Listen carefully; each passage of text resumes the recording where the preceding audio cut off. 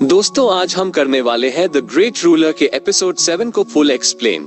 अगर आपको वीडियो थोड़ी सी भी अच्छी लगती है तो प्लीज वीडियो को लाइक करो और चैनल को सब्सक्राइब जरूर कर लेना। एपिसोड की शुरुआत होती है और हमें ब्लड स्लॉटर का सीन दिखाते हैं जहां उसके पास कुछ सोल्जर आ गए थे जो उसके ऊपर अटैक करने की कोशिश करते हैं, लेकिन उनमें से एक को तो ब्लड स्लॉटर काफी बुरी तरीके से मार गिराता है, जो देखकर बाकी सारे सोल्जर भी घबरा जाते हैं और कहने लगते हैं कि अब वो इससे लड़े या फिर यहाँ से भाग जाए। लेकिन तब वो उस ब्लड स्लॉटर से फाइट करने का डिसाइड करते हैं, लेकिन ब्लड स्लॉटर अब अपनी पावर्स को एक्टिवेट कर लेता है जिसके सामने कोई भी नहीं टिक पाता और बस एक ही झटके के अंदर उन सारे के सारे सोल्जर को मार गिराता है।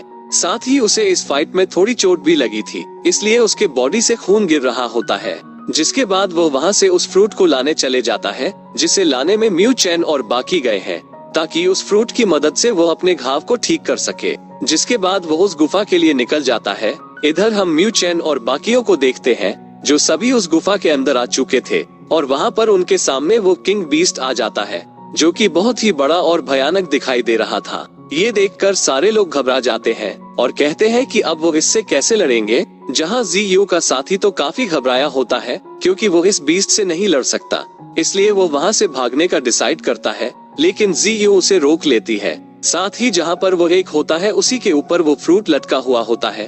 तब म्यू चैन सभी को प्लान बताता है किस तरह से वो उस बीस्ट का ध्यान भटका के उससे वो फ्रूट ले सकते हैं, जिस पर सभी उसके प्लान के लिए मान जाते हैं। इनमें हम एक सोल्जर को देखते हैं जो मोबाइल के अंकल के पास आकर उससे सारी बात बता देता है। यहाँ पर ब्लड स्लॉटर आया था और उसने यहाँ के सारे सोल्जर को मार गिराया है और उसके पैरों के निशान से पता चलता है कि वो यहाँ से स्नो वैली में गया है जहाँ पर किंग बीस्ट रहता है और वो जगह बहुत ही खतरनाक है। लेकिन मोबाइल का अंकल कहता है वो स्नो वैली में गया हो या कहीं और क्यों ना गया हो, मुझे तो वह चाहिए। जिसके बाद वह भी उस स्नो वैली की तरफ जाने लगता है ताकि ब्लड स्लॉटर को पकड़ सके। इधर म्यू चैन सभी को प्लान बताने के बाद कहता है सारे लोग सावधान रहना, जिस पर सभी मान जाते हैं और फिर जी अपने साथी के साथ सबसे पहले उस बीस्ट के ऊपर अटैक करने के लिए आ जाती है।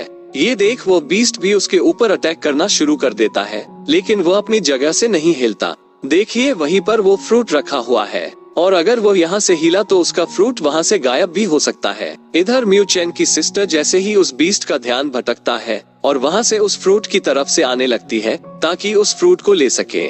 इधर जी और उसके साथी उस बीस्ट से लड़ रहे होते हैं और फिर लड़ने के बाद वो सभी वहाँ से हट जाते हैं। तब वहाँ पर म्यू चैन आता है जो अपनी डीमन पिल को सीधा उस बीस्ट के सीने पे ही मार देता है और जैसे वो उससे टकराती है वहाँ पर एक जोरदार धमाका हो जाता है जिस वजह से वो वहीं पर मारा जाता है। इधर ये देखकर सभी खुश हो जाते हैं और कहने लगते हैं कि आखिरकार यह बीस्ट मारा गया।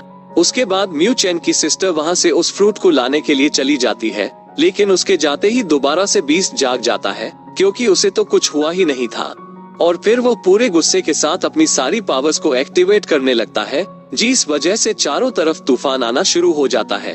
अब वो इतनी जोरदार दहाड़ मारता है कि गुफा के बाहर जितनी भी बीस्ट सोए हुए होते वो सभी के सभी जाग जाते हैं। तब ये देखकर वहाँ खड़े दो लोग जल्दी से गुफा के अंदर आते हैं ताकि बाकियों को बता सके कि बाहर वाले सारे बीस्ट जाग चुके हैं, इसलिए हमें यहाँ से निकलना होगा। इधर म्यू चैन सभी से कहता है उस बीस्ट को हल्की चोट लगी है, यही मौका है हमारे पास, हम उस पर अटैक कर सकते हैं। जिसके बाद वो सबसे पहले खुद ही उसके ऊपर अटैक करने चले जाता है और फिर देखते ही देखते बाकी लोग भी उसके ऊपर अटैक करने के लिए आ जाते हैं। लेकिन वो बीस्ट बहुत ही ज्यादा गुस्से में था। अब वो उन सभी के ऊपर जबरदस्त पलटवार किए जा रहा होता है जिसके सामने कोई टिक भी नहीं पा रहा था। इधर चुपके से म्यू चैन की सिस्टर उस फ्रूट को लाने के लिए चली जाती है, लेकिन वो बीस्ट उसे देख लेता है और जैसे उसकी तरफ जाने वाला होता है म्यू चैन बीच में आकर उसका रास्ता रोक लेता है और फिर देखते ही देखते सारे लोग दोबारा मिलकर उस बीस्ट के ऊपर अटैक करना शुरू कर देते हैं। लेकिन इस बार भी कोई भी उसका कुछ बिगाड़ नहीं पाता, वो आसानी से सारे लोगों के अटैक को डूश करके उनके ऊपर ही अटैक किए जा रहा होता है। और इस बार जैसे ही उस बीस्ट का ध्यान दोबारा से भटकता है, म्यू चैन की सिस्टर दोबारा से वहाँ से उस फ्रूट के पास पहुँच जाती है और अपने चाबुक की मदद से उसे तोड़कर अपने पास रख लेती है। लेकिन जैसे वह सभी को बताती है कि मुझे वो फ्रूट मिल गया, इस बारे में वो बीस्ट भी सुन लेता है और पूरे गुस्से के साथ को सिस्टर की तरह पढ़ना शुरू कर देता है। वो अपने चाबुक की मदद से उसके ऊपर अटैक करती है, लेकिन उसके एक ही हमले से उसका चाबुक की खत्म हो जाता है। तब सिस्टर को बचाने के लिए सारे के सारे लोग दोबारा उस बीस्ट के ऊपर चढ़ जाते हैं और उसके ऊपर अटैक करने लगते हैं। लेकिन वो बीस्ट सभी को उठाकर दूर फेंक देता है और जैसे ही यह खतरनाक अटैक म्यू चैन के सिस्टर पर करने वाला होता है, तभी बीच में म्यू चैन जाता है, जो अब अपनी उस टेक्निक का इस्तेमाल करता है जिस टेक्निक का सील उसकी माँ ने उसके लिए छोड़ा था। और उस टेक्निक का इस्तेमाल करते ही वो चारों तरफ फायर से घिर जाता है और उसमें फायर इतनी खतरनाक होती है, इस बीस्ट के इस अटैक को आसानी से झेल जाती है और अटैक करने की वजह से वो बीस्ट वहाँ से दूर गिरकर चला जाता है। तभी वहाँ पर वो लोग आ जाते हैं जो बाहर खड़े थे और वह आते ही इनको बताते हैं बाहर के जितने भी बीस्ट थे वो सभी के सभी जाग चुके हैं, इसलिए हमें जल्दी यहाँ से निकलना होगा। ये सुनकर जीयू सभी को बताती है जल्दी यहाँ से चलो, वरना हम यहाँ से दोबारा बाहर निकल ही नहीं पाएंगे। इधर सिस्टर म्यू चैन से कहती है तुम सभी को लेकर यहाँ से जाओ, तब तक मैं इस बीस्ट का ध्यान भटका आऊंगी। लेकिन म्यू चैन उसे वो फ्रूट ले लेता है और उससे कहता है तुम नहीं बल्कि मैं इसका ध्यान भटकाता हूँ, तब तक तुम सभी मौका देखकर यहाँ से भाग जाओ। जिसके बाद वो उस फ्रूट के जरिए उस ऐप का ध्यान अपनी तरफ करते हुए वहाँ से भागना शुरू कर देता है। लेकिन जैसे ही बाकी लोग गुफा के बाहर जा रहे होते हैं, तभी गुफा के दरवाजे के अंदर कई सारे बीस्ट आना शुरू हो जाते हैं। ये देखकर सारे लोग घबरा जाते हैं, अब वो यहाँ से कैसे बाहर निकलेंगे, इसलिए वो वहाँ से पीछे ही भागना शुरू कर देते हैं। साथ ही वहाँ पर वो ब्लड स्लॉटर भी आ गया होता है।